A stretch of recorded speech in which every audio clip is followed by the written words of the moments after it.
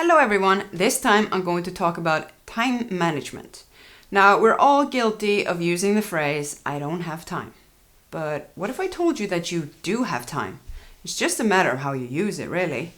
Now, don't get me wrong, I understand that many people live very hectic lives. I get that. I was finishing my PhD at the same time as I was preparing for and competing at the World Championships, so I know all about hectic lives. But planning how we spend our time ahead of time puts it to better use, and we make sure that we get done what is most important to us. Now, the first step is organizing ourselves and making a priority list of all of the different things that we want and need to do.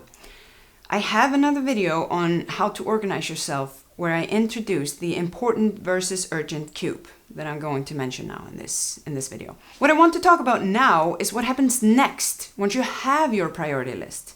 That is when we manage our time and we plan when we want to get all of our tasks done.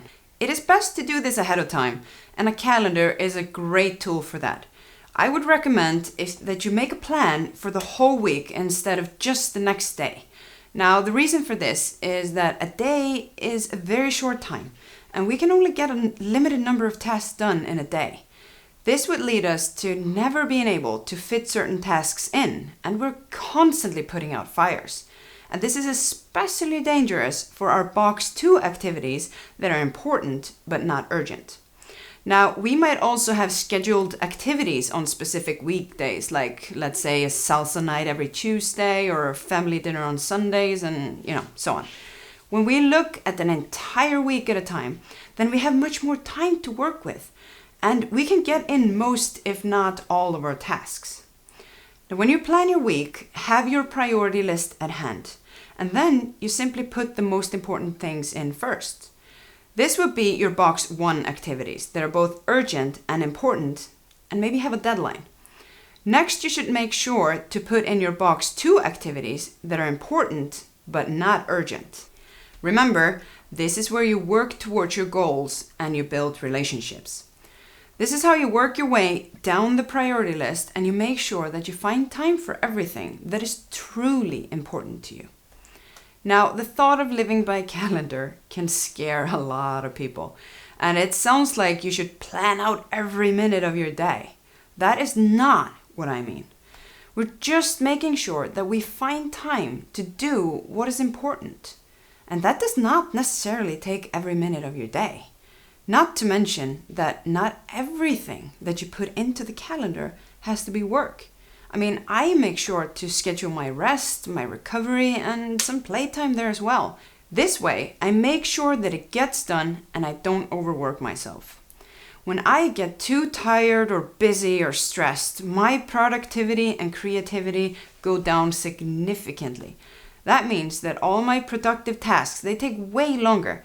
So instead of sitting in front of the computer and just staring at the screen and getting nothing done maybe for an hour, I take a break, I maybe go for a short walk or play with my dogs or something in the line of that. When I get back, I feel refreshed and I can think again. Now, this break can be 15 to 30 minutes, and it's very easy to think, oh no, I don't have time for that.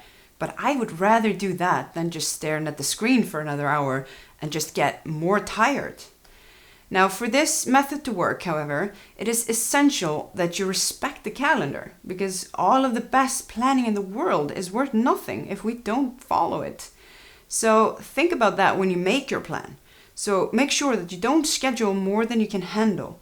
Just like with everything, we want to set ourselves up for success, and we do this by taking small, manageable steps. Now, we can all have bad days where we're just, not productive and we really struggle to get things done. That's when you simply rearrange the calendar and do some of your recovery activity or rest and move the work for a later time. That way, it still gets done and you take good care of yourself in the process. These are my hacks on how to manage your time. And remember, the main thing is keeping the main thing the main thing. If you want to hear more, you can book a talk with me on my website, annerudmedia.com/talks, or by sending an email to Ásdís at annerudmedia.com. Thank you for watching, and I hope that I can help you improve anything about your life.